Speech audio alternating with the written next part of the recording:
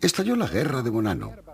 En Nueva York tuvimos unos 12 años de guerra interna y el crimen organizado, que estaba unido, comenzó a resquebrajarse y desunirse.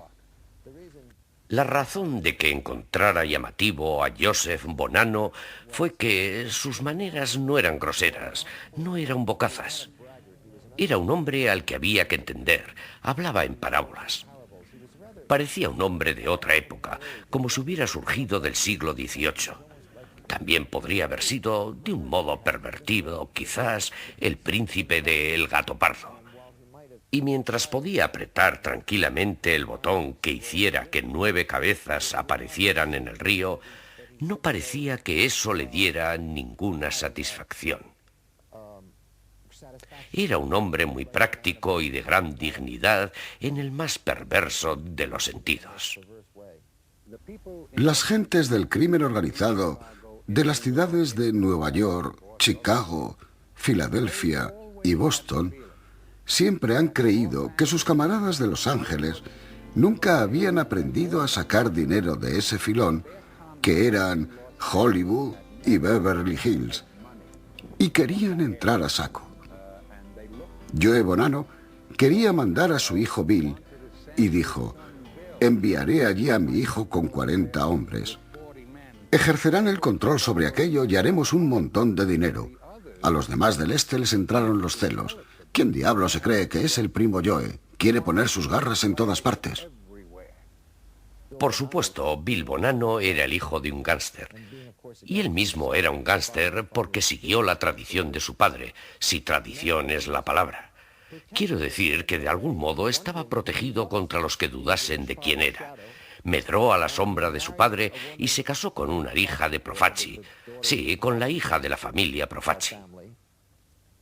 Joe Bonanno y el cuñado de Joe Profaci, Joe Magliacco, planeaban matar a Carlo Gambino y Tomás Lucchese para poner a sus hombres a cargo de los familiares y entonces controlar Nueva York. Entonces enviaron un mensaje a Joe Bonanno para que se presentara ante la comisión y este no acudió. Lo hicieron 3 veces y él no acudió a hablar.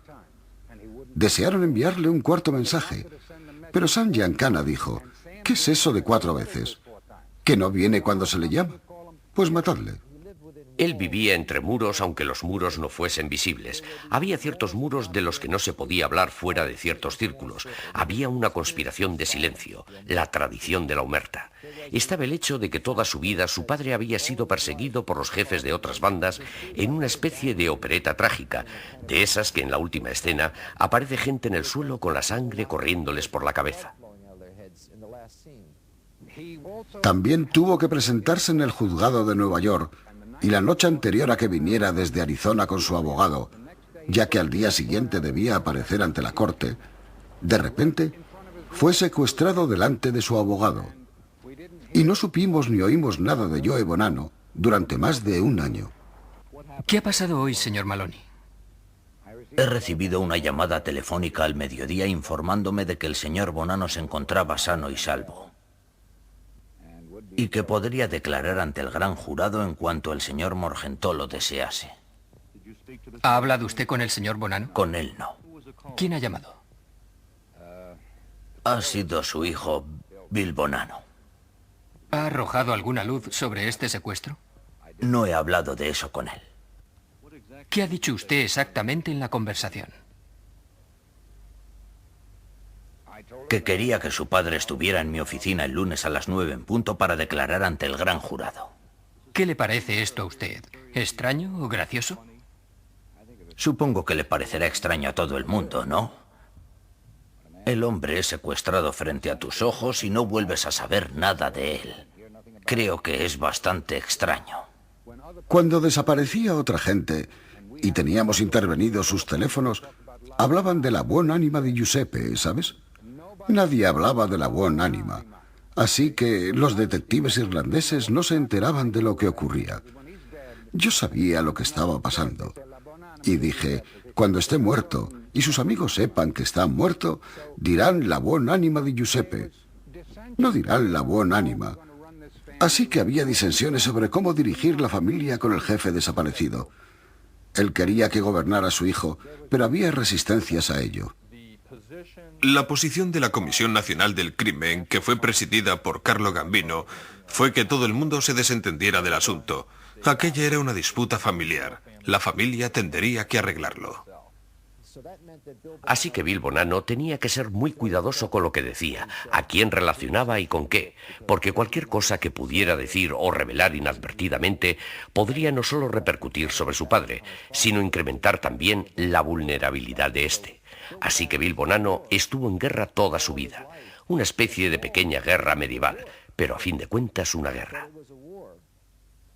Cuando Bonanno se implicó en la guerra de Profaci, desobedeció la orden del Sindicato Nacional del Crimen y como consecuencia se convirtió en una persona non grata dentro de la comisión. Había convocado una reunión. Nunca olvidaré la fecha. Fue el 31 de enero de 1966, en Brooklyn. Bill Bonanno debía reunirse con cierta gente para hablar de lo que iban a hacer. Bill Bonanno no se fiaba de esa gente, así que estaba en la calle, pero en las ventanas tenía a sus hombres armados.